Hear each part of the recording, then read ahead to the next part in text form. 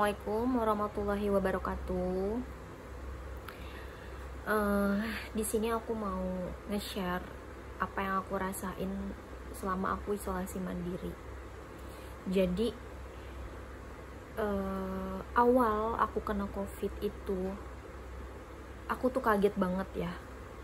Aku ngerasa kok tiba-tiba penciuman aku hilang gitu. Kok tiba-tiba kalau misalnya aku makan itu tuh yang berasa tuh cuman asin doang gitu. Aku panik. Sebenarnya aku nggak panik sih, kayak aku udah menduga aku tuh kena gitu kan, aku tuh terinfeksi COVID gitu. Jadi cerita awalnya itu di tanggal 7 Januari badan aku tuh ngerasa kayak meriang gitu, panas ya kan, demam kan, meriang, panas, demam, sakit kepala hebat banget, sampai aku tuh nggak bisa tidur, sampai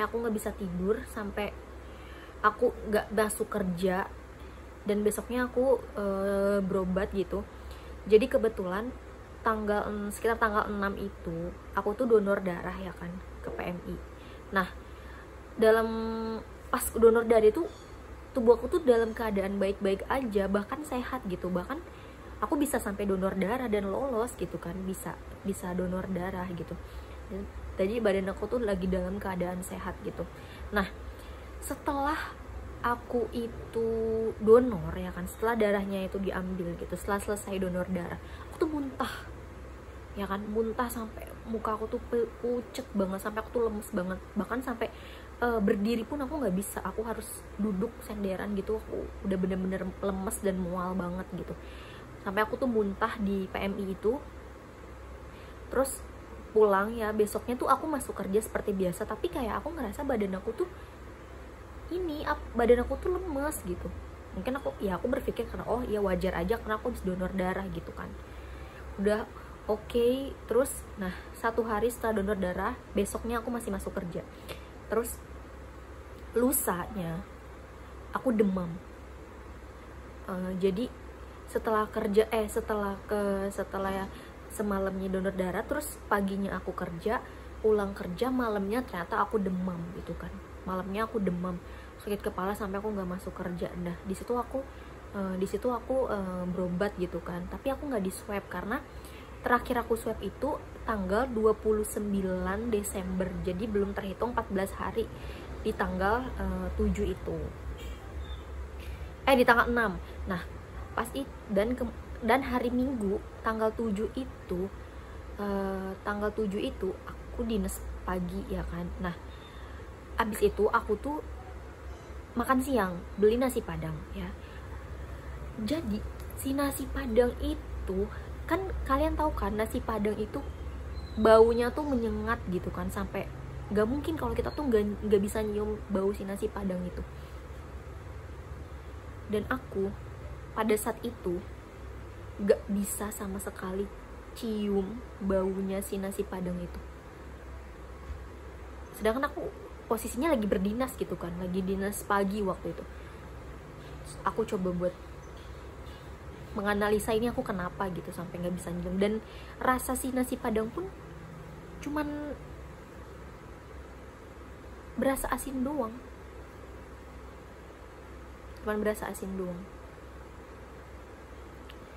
Terus habis itu aku coba buat nggak panik, aku coba buat tetap tenang dan nggak ngasih tahu temen dinas aku itu kalau aku tuh sebenarnya nggak bisa nyium, dan aku tuh udah nggak wajar gitu, rasa di lidah aku tuh udah nggak wajar.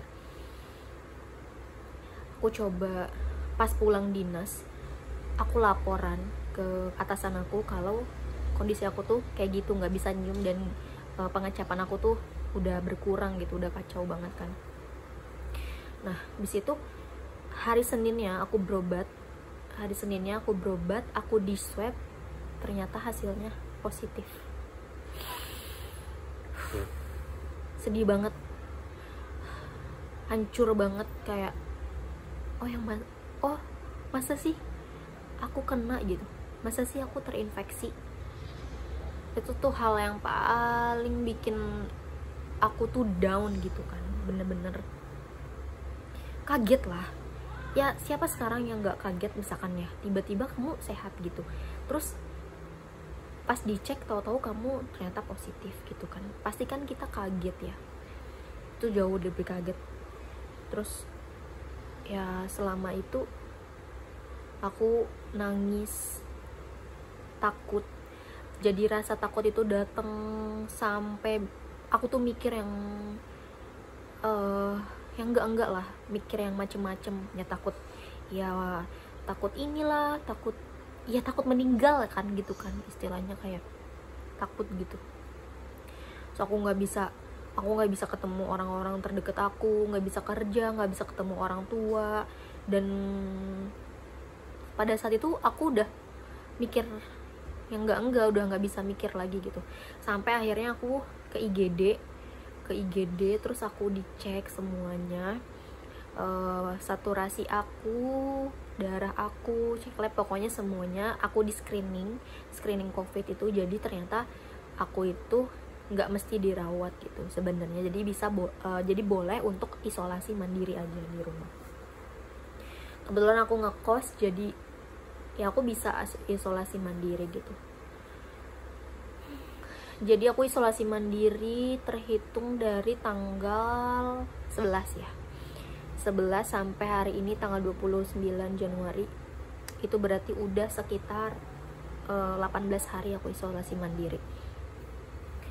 Rasanya isolasi mandiri itu kalau misalnya kita sendirian gitu kan, dengan keadaan kita yang kayak gitu tuh ngebuat mental kita tuh down banget.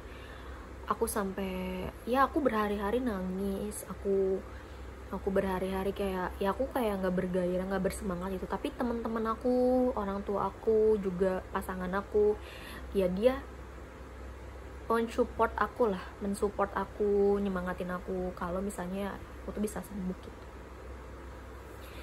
Alhamdulillah, makin hari aku terapi obat antivirus, aku dikasih antibiotik, aku dikasih vitamin ya kan, dan penciuman aku akhirnya balik lagi setelah 1 minggu. Pada saat itu aku jadi, karena penciuman hilang, rasa berkurang itu, jadi nafsu makan tuh nggak ada gitu. Bahkan aku sampai turun berat badan aku gara-gara ya aku nggak nafsu makan gitu, karena ya rasa makanan pun ketika aku makan rasanya tuh hambar semuanya, nggak ada rasanya, dan aku nggak bisa nyium apapun gitu. Aku udah ngabisin 1 botol parfum, shampoo, sampai aku endus pun tetap nggak kecium sama sekali. Itulah jadi rasanya kena COVID itu ya sangat merusak mental gitu. Dan tapi ternyata ya, kalau kita terus berpikir positif, kita pasti bakalan sembuh. Dan ya kita jaga kesehatan, jaga kebersihan, itu tuh bakalan cepet sembuh. Pola tidur yang bagus, makan yang bagus gitu kan, teratur, dan kita tuh olahraga itu tuh bakalan mempercepat penyembuhan kita, jadi cepet sembuh gitu. Dan aku udah hari ke 18, jadi kebetulan aku nanya, jadi aku kan karena aku kerja di rumah sakit gitu ya, walaupun aku isolasi mandiri, jadi ada perawat yang memonitoring aku selama aku isolasi mandiri itu, kondisi aku tuh seperti apa gitu. Jadi setiap hari aku ada ngisi laporan yang isinya itu bergejala atau enggak kayak gitu, terus penciumannya gimana. Jadi aku tuh ngasih laporan itu sampai suhu badan aku berapa, sama saturasi aku tuh berapa gitu. Jadi aku tuh dikasih alat gitu, alatnya termometer buat ngukur suhu badan aku, sama oximeter ya. Oximeter tuh buat ngukur oksigen dalam tubuh kita itu. Jadi berapa persennya oksigen itu ya kan. Jadi aku dikasih sama Pelni, tempat aku bekerja, rumah sakit Pelni, seperti ini.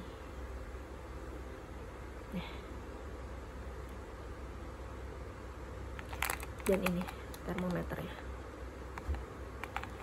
Jadi aku dikasih, dan aku setiap hari bikin laporan berapa saturasi aku. Jadi kalau misalnya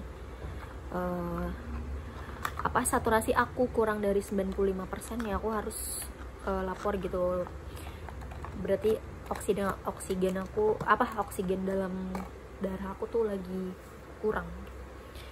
Nah, setiap hari aku kirim laporan itu kan. Jadi dia yang memonitoring aku, kondisi aku gimana selama isolasi mandiri gitu.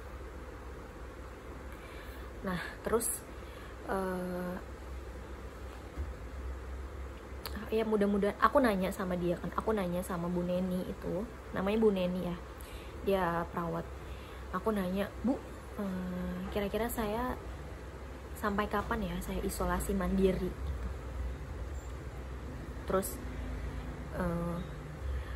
kata beliau, ini kan sudah minggu ketiga, berarti aku tuh jadwal swab itu setiap 7 hari sekali atau seminggu sekali ya kan. Jadi kalau misalnya, jadi hari Minggu ataupun hari Senin kemungkinan aku swab lagi yang ketiga. Nah, di situ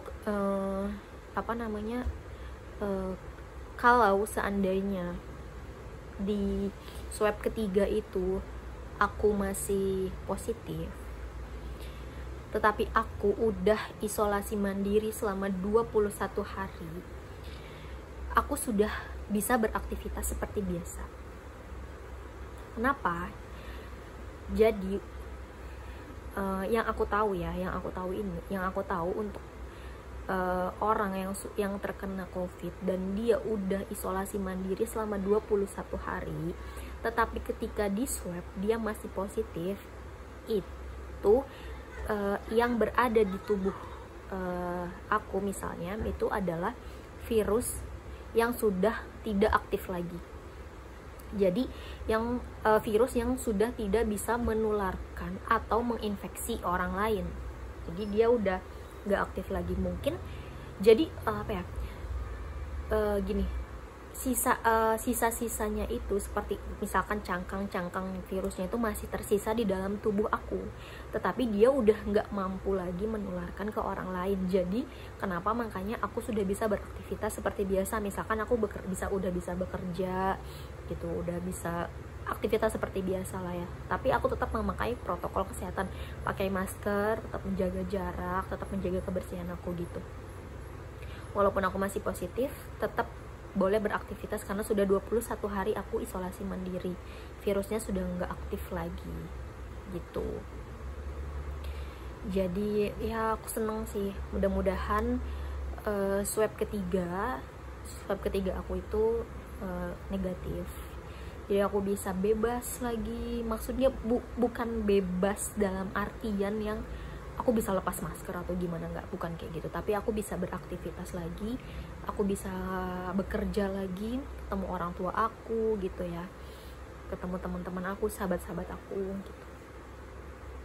Semoga, aku minta doanya, mudah-mudahan aku cepet ketika swab nanti aku negatif. Itu pengalaman aku selama aku karantina ataupun isolasi mandiri ya.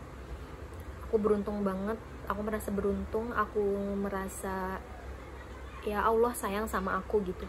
Sampai akhirnya aku ya terkena COVID, itu berarti Allah ingin menguji aku, Allah sayang sama aku, Allah pengen aku lebih dekat sama Allah gitu. Segala bentuk ujian yang Allah kasih kepada umatnya ya, pada manusia itu pasti ada hikmahnya. Jadi aku berusaha buat ambil positifnya gitu.